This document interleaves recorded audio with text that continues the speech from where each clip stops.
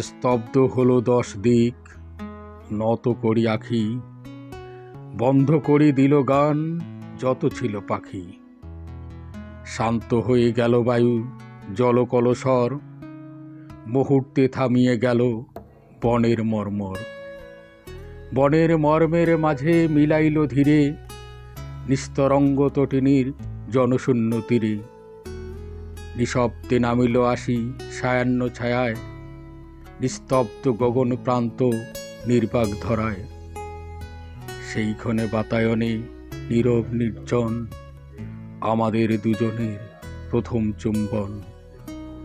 দিক দিগন্তরে বাজি উঠিল তখনই দেবালয়ে আরতির শঙ্খ ঘণ্টা ধ্বনি।